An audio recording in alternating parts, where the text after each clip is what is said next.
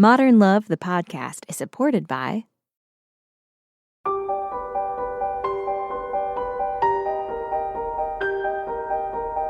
From the New York Times and WBUR Boston, this is Modern Love. Stories of love, loss, and redemption. I'm your host, Meghna Chakrabarty.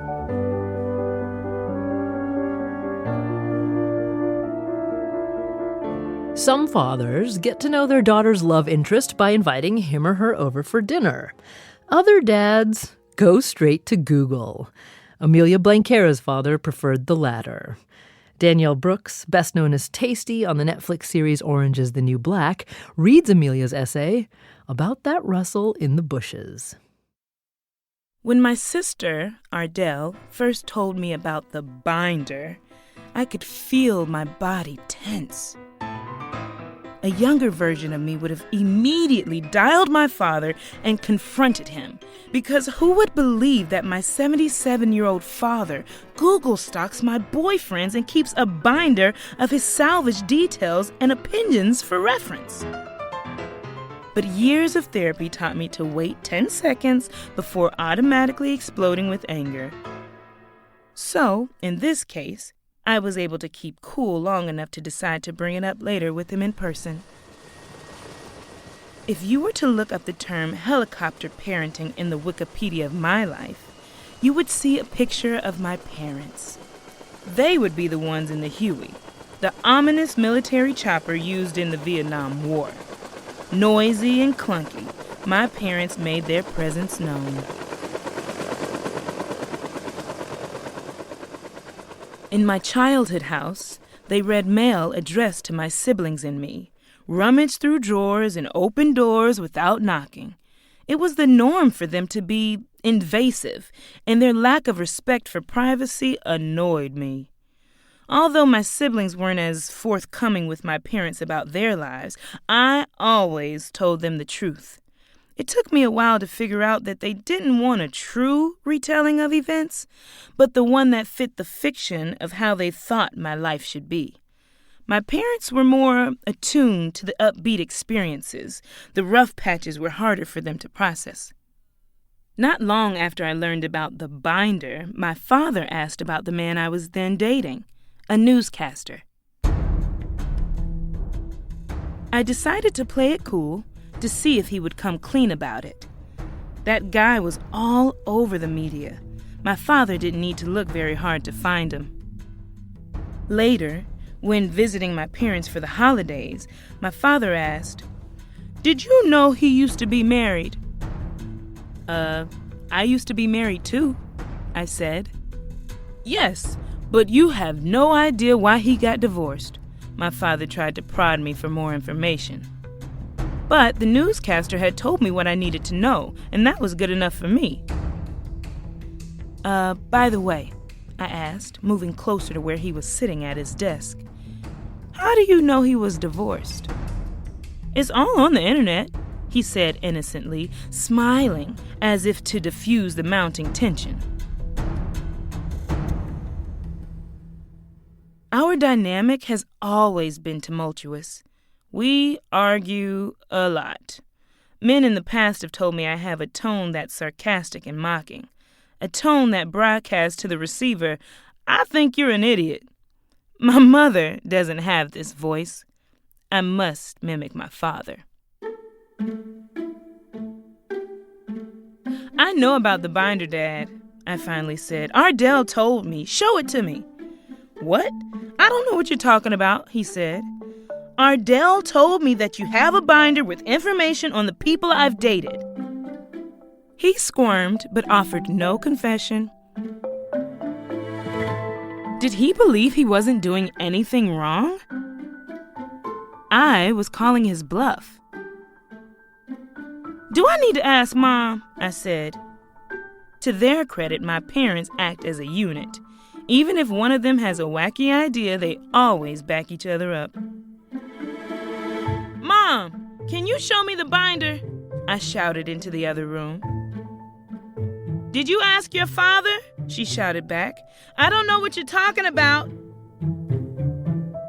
It was obvious she knew. She's a terrible liar. I looked at my father. He smirked a bit and then blurted out, "How am I going to protect you?" Although he is physically agile and mentally acute for a senior citizen, he is not in any shape to be a vigilante on my behalf. His worldview, too, is a bit skewed. He delights in news stories about corruption, scandals, and suspicious activities. Something about doomsday movies placates him, whereas my mother used to take my siblings and me to see the latest Disney film. My father sat with us in front of the television to watch Soylent Green and Blade Runner, among others. If the apocalypse came, he wanted us to be ready. With my father's mentoring, I understood that the world wasn't cuddly and charming, but dark and sinister. It wasn't that my father was trying to frighten or upset my siblings and me. Rather, I think he was showing us through the movies never to accept life at face value. As an adult, I chose sunny and sweet. It just seemed less anxiety-provoking that way. I eyeballed the room to see if my father had the audacity to keep my dating binder on the shelf with his other records. He kept files on all his doctors. Each 2-inch plastic binder was labeled with the physician's name written on surgical tape with a black Sharpie marker. Other than details about my father's specific ailments, each doctor's binder contained a printout of whatever personal and professional information my father could assemble. If nothing else, he was a meticulous record keeper, but he wouldn't give up my binder. "So you're not going to let me see it?" I asked. "I don't know what you're talking about." If my father hadn't become an engineer, he would have made a great spy. He tried to contain his obsessive worry after I left for college, but every so often he would show up, and there it would be again. Like the time he visited my Brooklyn apartment and insisted on buying me electrical outlet covers as if I were still an infant who might stick a fork into the socket. His concerns abated when I was married because there was another person to worry about me. But his protective instincts came back in triple strength after I was divorced. In the moment, here's what I knew. He had a binder. My mother denied it. My sister had seen it. Yet my father wouldn't confess because he knew his actions were overstepping my boundaries. Did he really think I couldn't take care of myself? That offended me. In years past, his constant second-guessing had escalated into blowouts. Our shouting matches had made us both feel terrible afterward. So this time around, I wasn't going to let it reach that level. I knew I could take care of myself. Even if some of my previous relationships hadn't worked out, I still trusted my judgment. I was willing to take on the risk. My father just needed to tell me the truth about the binder. "Well, if you're going to keep a file on him," I said, "at least let me help you pick out the articles." My father turned on his computer, and we scrolled through various articles written by the newscaster. Not a Google stalker myself, I had never seen what came up. His writing was informative and smart. The video clips showed his sense of humor. There definitely was enough material for a private investigator to find this guy. He was hiding in plain sight. At this point, I thought my father would crack, but he stubbornly held his ground. Obviously, this was his attempt to reinsert some control into my world, even if he wasn't around to witness it. I thought I could handle a small bit of intrusion. We just needed to negotiate an understanding. "You can research the men I'm dating," I offered, "but I don't want you to tell me what you find unless the guy has a criminal record. I'd like to know that, but nothing else." "Okay," he said, turning back to his computer. He was doing his best to hide his anxiety, but all the sighing and loud typing betrayed him. His fears were something he would need to learn to manage for himself. And then I felt something I hadn't before regarding his overbearing ways. Tenderness. It felt oddly comforting to know that my father has my back in his paranoid way. Since I don't have children, I asked my brother Arturo what he thought. As the parent of 2 pre-teenage daughters, would he behave in the same way? I think my need to control their lives will diminish as they age, he said. But it might gain in resurgence as I age. Then he offered this sanguine observation. At least he's trying to stay in touch and be involved, albeit in a covert manner. True.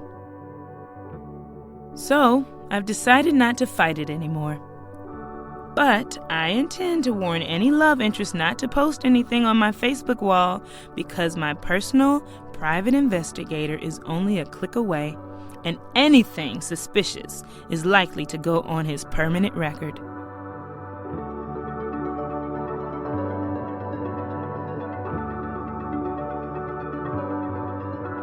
Danielle Brooks reading Amelia Blanquera's essay About That Rustle in the Bushes. We asked Danielle why she chose Amelia's essay, and it turns out that she's experiencing some parental input in her own love life. I'm at that age where my mother is dying for a grandchild and for me to also walk down that aisle. So I just felt this was the perfect story for where I am in my mid-20s.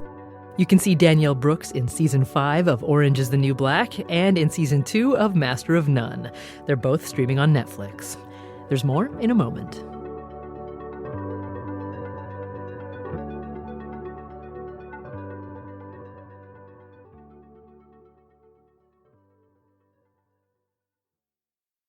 We're back. It's Modern Love, the podcast. I'm Meghna Chakrabarti.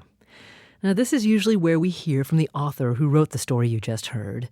But we're very sad to say that Amelia Blanquera died unexpectedly in March due to complications from hypertension. She was just 47 years old. However, her father Arturo and sister Ardell agreed to tell us more about Amelia, and they were thrilled to hear that her modern love piece was being shared on the podcast.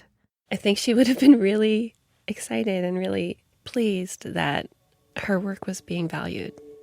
That's Ardell, who told us that writing was actually Amelia's third career. She worked in publishing and then spent 12 years as a lawyer before enrolling in Columbia's MFA nonfiction program.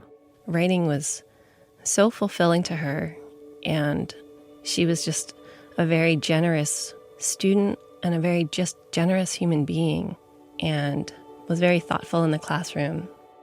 Amelia also taught workshops and led student writing groups at Columbia and NYU.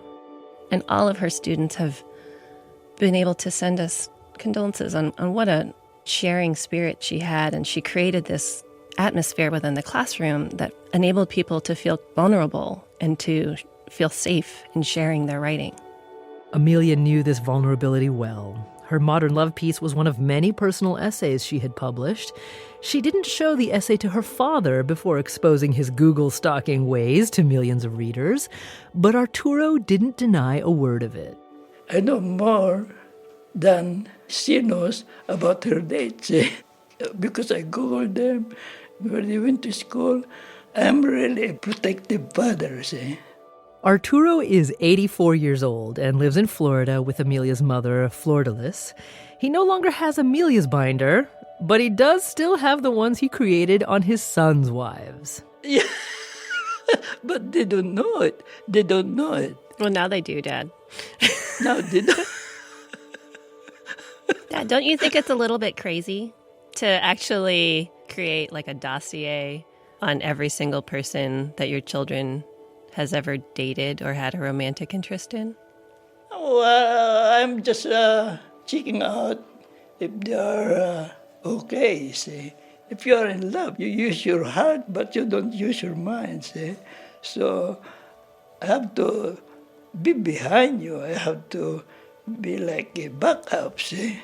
Thanks, Dad. You just make your decision, that's all. Amelia did the deciding for herself in her own life, from romance to career to travel. She spent time in Brazil, Spain, and the Philippines, where her family is from. In Brooklyn, she became deeply involved in her community garden and in the Brooklyn Queens Land Trust. She used her law degree to create a sustainable legal structure for the organization. And that sort of combination of her love of gardening and her legal background and the writing was culminating in a proposal for a book that she had a working title of Citizen Gardener. And it was about the fight to save New York City's community gardens from development. Citizen Gardener was Amelia's thesis project at Columbia. Ardell accepted Amelia's MFA on her behalf last month, and she's working with Amelia's professors to find a way to finish the project. Arturo told us that Amelia's wide network of students, classmates, and gardeners has made the impact of her loss even greater. Amelia will be remembered by so many people. She's happy, contributing, and helping others. And I learned a lot from her. You must give back to other people too. That's what she said. Because that will make you happy. I miss her laugh. I miss her advice. I miss her wit. And I keep wanting to continue on her work and her spirit.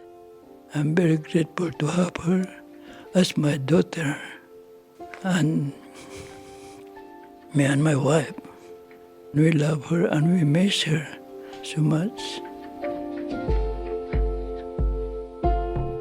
Arturo Blanquera, father of Amelia Blanquera. We also heard from Amelia's sister, Ardell Jala. You can see pictures of Amelia and her family on our website, wbur.org/modernlove. We'll hear from Danielle Jones after the break.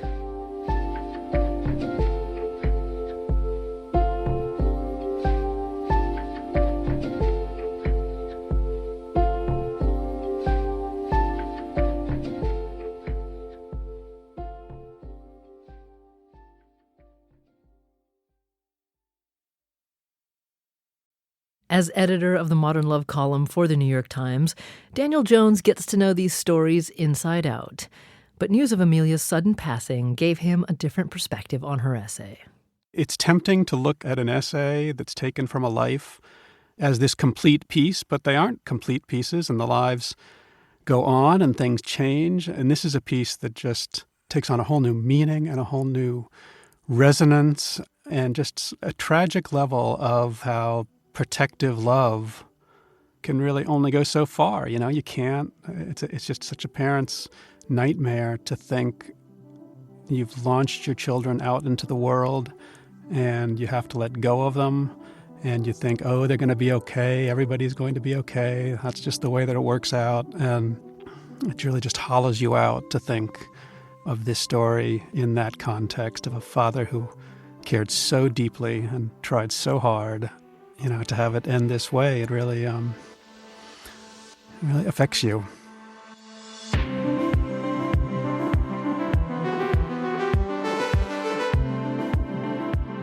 Modern Love is a production of the New York Times and WBUR, Boston's NPR station.